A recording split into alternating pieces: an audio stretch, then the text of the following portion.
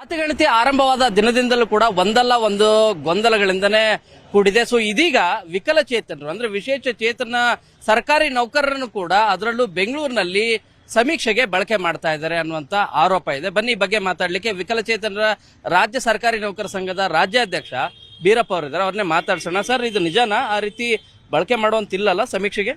ಇವತ್ತು ರಾಜ್ಯಾದ್ಯಂತ ಎಲ್ಲಿಯೂ ಕೂಡ ವಿಕಲಚೇತನರ ಬಳಕೆ ಮಾಡಿಲ್ಲ. ಅದು ವಿಶೇಷ ಕೊಪ್ಪಳದಾಗಿರೋದು ಬೇರೆ ಬೇರೆ ಜಿಲ್ಲೆಯಲ್ಲಿ.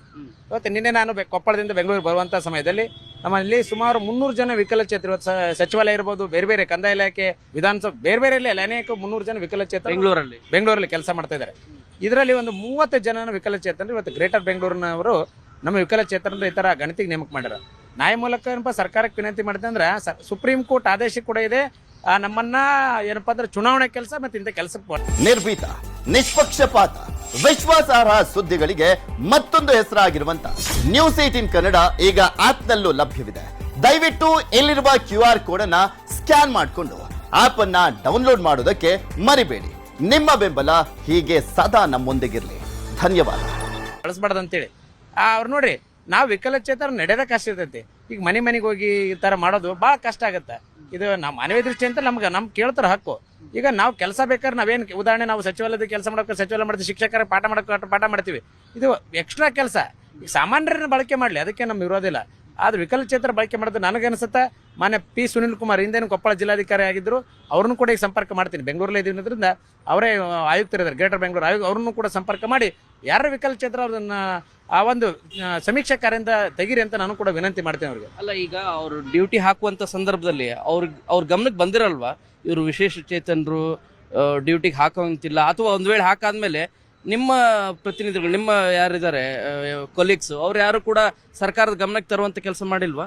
ಇವತ್ತೇನಂದ್ರೆ ಡ್ಯೂಟಿಗೆ ಹಾಕೋಕ್ಕಿಂತ ಮುಂಚೆ ನಮಗೆ ನಾವು ವಿಕಲಚೇತನರು ವಿಶೇಷ ಚೇತನ ಅಂತ ಹೆಂಗೆ ಗೊತ್ತಾಗುತ್ತಂದ್ರೆ, ವೇತನ ಮಾಡುವಂಥ ಅಧಿಕಾರಿಗಳಿಗೆ ನಮಗೆ, ನೀವು ಕೂಡ ಸರ್ಕಾರ ನೌಕರ, ನಾವಿಬ್ರು ಒಂದೇ ದಿನ ಅಪಾಯಿಂಟ್ ಆಗಿವೆ ಅಂತ ತಿಳ್ಕೊಳ್ಳಿ, ಒಂದೇ ದಿನ ನೇಮಕ ಆಗಿದ್ವಿ. ನಮಗೆ ವ್ಯತ್ಯಾಸ ಏನಂದ್ರೆ, ನಮಗೆ 6% ಸಂಚಾರಿ ಭತ್ಯೆ ಅಂತ ನಾವು ಮಾಡಿಸಿದ್ವಿ. ಅದರಲ್ಲಿ PH ಕನ್ವೀನಿಯನ್ಸ್ ಅಲೌನ್ಸ್ ಅಂತ ಬಂದಿರುತ್ತೆ. ನಾವು PH ಅಂತಾನೆ HRMS ಅಲ್ಲಿ ಆಡ್ ಇರುತ್ತೆ. ಅವ್ರು ಹಾಕ್ಬೇಕಾದ್ರೆ ಕಾಮನ್ ಆಗಿ ಗಮನ ಹರಿಸಬೇಕು. ಇಲ್ಲಿ ಏನಾಗುತ್ತೆ, ಸಂಬಂಧಪಟ್ಟ ಇಲಾಖೆಯವರು, ಉದಾಹರಣೆ BO ಆಫೀಸಲ್ಲಿ ಆದ್ರೆ ಅಲ್ಲಿರುವಂಥ ಸಿಬ್ಬಂದಿಗಳು ಏನು ಮಾಡ್ತಾರೆ, ಏಕಾಏಕಿ HRMS ನ ವೇತನದ ವಿವರವನ್ನು ಜನರೇಟ್ ಮಾಡಿಬಿಡ್ತಾರೆ. ಆಟೋಮೆಟಿಕ್ ಅವ್ರ ಹೆಸರೆಲ್ಲ ಬಂದ್ಬಿಡುತ್ತೆ, ಅವ್ರನ್ನೆಲ್ಲ ನೇಮಕ ಮಾಡ್ತಾರೆ. ಇದೇ ರೀತಿಯಲ್ಲಿ ಬೇರೆ ಬೇರೆ ಇಲಾಖೆಯಲ್ಲಿ ಇವತ್ತು ಸಚಿವಾಲಯದಲ್ಲಿ ಕೂಡ ಏನಾಗಿದೆ, ಅವರಲ್ಲಿರುವಂಥ ಸಂಬಳ ಮಾಡುವಂಥ, ವೇತನ ಮಾಡುವಂಥ ಬಟಾವಣೆ ಅಧಿಕಾರಿಗಳು ಏನು ಮಾಡ್ತಾರೆ, ಅದು ಲಿಸ್ಟನ್ನು ಏನಪ್ಪ ಜನರೇಟ್ ಮಾಡ್ಕೊಂತಾರೆ. ಜನರೇಟ್ ಮಾಡಿ ಏನು ಮಾಡ್ಬಿಡ್ತಾರೆ, ಇರುವಂಥ ಹೆಸರನ್ನು ಕಾಮನ್ ಆಗಿ ಹಾಕೊಂಡು ಹೋಗ್ಬಿಡ್ತಾರೆ. ಇದರಿಂದ ನಮಗೆ ಏನಾಗುತ್ತೆ, ಅವ್ರು ವಿಕಲಚೇತ ಅವ್ರು ನೋಡ್ಬೇಕಾಗತ್ತೆ. ಅಲ್ಲಿ PH ಅಂತಾನೆ ಕನ್ಸಿಡರ್ ಮೆನ್ಷನ್ ಆಗಿರುತ್ತೆ. ನಮಗೆ ಅವರ PH ಕನ್ವೀನಿಯನ್ಸ್ ಅಲ್ಲ, ಏನು ವಿಕಲಚೇತರ ಸಂಚಾರಿ ಭತ್ಯೆ ಅಂತ ಸಪರೇಟ್ ಬರ್ತಾ ಇರುತ್ತೆ. ಅವ್ರಿಗೆ ಗೊತ್ತಿದ್ದು ಅವ್ರು ಏನಪ್ಪ ಅಂದ್ರೆ ಸರಿಯಾದ ರೀತಿಯಲ್ಲಿ ಅದನ್ನು ಗಮನ ಹರಿಸಕ್ಕಾಗದ್ರೆ ಈ ಥರ ತೊಂದರೆ ಆಗ್ತದೆ. ಈಗ 2 ದಿನದಿಂದ ಡ್ಯೂಟಿಗೆ ಹೋಗ್ತಿದಾರ, ಅಂದ್ರೆ ಸಮೀಕ್ಷೆಗೆ ಹೋಗ್ತಾ ಇದಾರ, ನಡೆಯಲು ಬಾರದೇ ಇರೋರು ಇದಾರೆ ಅಂತ ಹೇಳ್ತಾ ಇದ್ರು ತಾವು. ನಿನ್ನೇನು ಕೂಡ ನಮ್ಮ ಗುರುರಾಜ್ ಅಂತಾನು ಕೂಡ ಫೋನ್ ಮಾಡಿದ್ರು. ಇಲ್ಲೇ ಸಚಿವಾಲಯದಲ್ಲಿ ಕೆಲಸ ಮಾಡ್ತಾರೆ, ಬೇರೆ ಶಿಕ್ಷಕರನ್ನ, ಇಲ್ಲೇ ಸಚಿವಾಲಯದ ಗುರುರಾಜ್ ಅಂತ, ಇವರಿಗೆ ಕ್ರಚಸ್ ಹಿಡ್ಕೊಂಡು ನಡೀತಾರೆ. ಆ ಕ್ರಚಸ್ ಹಿಡ್ಕೊಂಡು ಅವ್ರು ಯಾವ ರೀತಿಯಲ್ಲಿ ಹೋಗ್ಬೇಕಾಗತ್ತಾ, ಸಮೀಕ್ಷೆ ಯಾವ ರೀತಿ ಮಾಡ್ಬೇಕಂತ ನಮ್ದು. ಅವರು ಕೂಡ ಈಗ ಹೇಳಿದಾರೆ, ನಾವು ಕೂಡ ಈಗ ಹೇಳಿದ್ವಲ್ಲ, ಗ್ರೇಟರ್ ಬೆಂಗಳೂರು ಆಯುಕ್ತರನ್ನ ಭೇಟಿ ಮಾಡಿ ಈ ವಿಚಾರವನ್ನು ಅವ್ರ ಗಮನಕ್ಕೆ ತರುವಂತ ಪ್ರಯತ್ನ ಕೂಡ ನಾನೀಗ ಮಾಡ್ತಾ ಇದ್ದೀನಿ. ಸಮೀಕ್ಷೆಗೆ ಯಾರಾದ್ರೂ ಹೋಗಿದಾರ ನಿಮ್ಮ ಇವರು ಸಿಬ್ಬಂದಿಗಳು? ಈಗ ನಿನ್ನೆನೆ ಅವರಿಗೆ ಆಕ್ಚುಲಿ ಬೆಂಗಳೂರಲ್ಲಿ ಲೇಟ್ ಆಗಿ ಪ್ರಾರಂಭ ಆಗಿತ್ತು ಅನ್ನೋ ವಿಚಾರ ನಮ್ಮ ಗಮನಕ್ಕೆ ಬಂತು. ನಿನ್ನೆನೆ ಕೂಡ ಅವ್ರಿಗೆ ಆದೇಶ ಕೊಟ್ಟರ, ಇವತ್ತು ಕೂಡ ಈಗ ಅವ್ರು ಹೋಗ್ಬೇಕಾಗಿತ್ತು.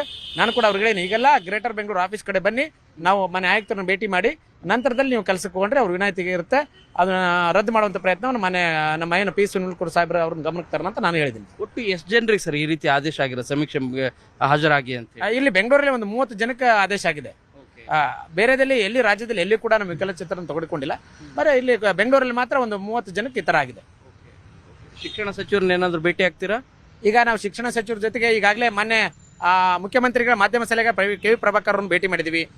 ಶಿಕ್ಷಣ ಸಚಿವರನ್ನು ಈಗ ನಮ್ಮ ಪ್ರಾಥಮಿಕ ಶಾಲಾ ಶಿಕ್ಷಕರ ಸಂಘದ ರಾಜ್ಯಾಧ್ಯಕ್ಷರಾದ ಚಂದ್ರಶೇಖರ್ ನುಗ್ಲೆ ಅವ್ರ ಜೊತೆ ಕೂಡಿ ಅವ್ರನ್ನ ಕೂಡ ಭೇಟಿ ಮಾಡಿ, ಇಲ್ಲಿ ಶಿಕ್ಷಕರು ಒಂದೇ ಇಲ್ಲ, ಹಾಗೆ ನಾನು ಕೂಡ ಪ್ರಯತ್ನ ಮಾಡಿದೆ. ನಾನು ಶಾಲಿನಿ ರಜೀಶ್ ಮೇಡಮ್ ಅವ್ರನ್ನ ಭೇಟಿ ಮಾಡ್ತೀನಿ, ಸರ್ಕಾರ ಮುಖ್ಯ ಕಾರ್ಯದರ್ಶಿ ಅವ್ರನ್ನ ಭೇಟಿ ಮಾಡ್ತೀನಿ. ಮುಖ್ಯವಾಗಿ ನನಗನ್ಸುತ್ತೆ ವಿಶೇಷ ಚೇತನರ ಬಗ್ಗೆ ವಿಶೇಷ ಕಾಳಜಿ ಇರುವಂಥವ್ರು ಪಿ ಸುನಿಲ್ ಕುಮಾರ್ ಅವರು. ಹಿಂದೆ ಕೂಡ ಕೊಪ್ಪಳದಲ್ಲಿ ಅವ್ರನ್ನ ಯಾಕೆ ನೆನೆಸ್ಕೊಂತಂದ್ರೆ, ನಮ್ಮ ಬಗ್ಗೆ ಯಾರು ಕಾಳಜಿ ಇರ್ತಾರೆ ಅವ್ರು ನೆನಲೇಬೇಕಾದ ನಮ್ಮ ರಾಜ್ಯ ಕರ್ತವ್ಯ.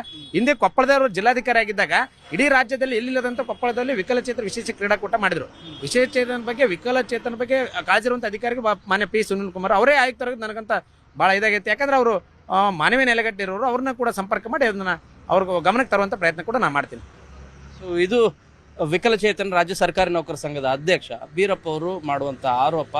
ಬೆಂಗಳೂರಿನಲ್ಲೇ 30ಕ್ಕೂ ಹೆಚ್ಚು ಜನ ವಿಕಲಚೇತನರು ಏನಿದ್ದಾರೆ ಅವರು ಸಮೀಕ್ಷೆಗೆ ಹಾಜರಾಗಿ ಅಂತ ಹೇಳಿ ಈಗ ಸರ್ಕಾರ ಸೂಚನೆ ಕೊಟ್ಟಿರೋದು ಇದೆಯಲ್ಲ, ಇದು ನಿಜವಾಗ್ಲೂ ಕೂಡ ಅಕ್ಷಮ್ಯ ಅಪರಾಧ ಅಂತಲೇ ಹೇಳ್ಬೋದು. ಯಾಕಂದರೆ ನೀವು ನಡೆಯಲೂ ಬಾರದೇ ಇರೋರಿಗೆ ನೀವು ಸಮೀಕ್ಷೆ ಮಾಡಿ ಅಂತ ಹೇಳಿದ್ರೆ ಇದು ಮತ್ತೊಂದು ಗೊಂದಲನೆ, ಮತ್ತೊಂದು ಎಡವಟ್ಟೆ. ಬೆಂಗಳೂರಿಂದ ಕ್ಯಾಮರಾ ಪರ್ಸನ್ ಯೋಗೇಶ್ವರ್ ಜೊತೆ ಶರಣು ಹಂಪಿ, ನ್ಯೂಸ್ 18.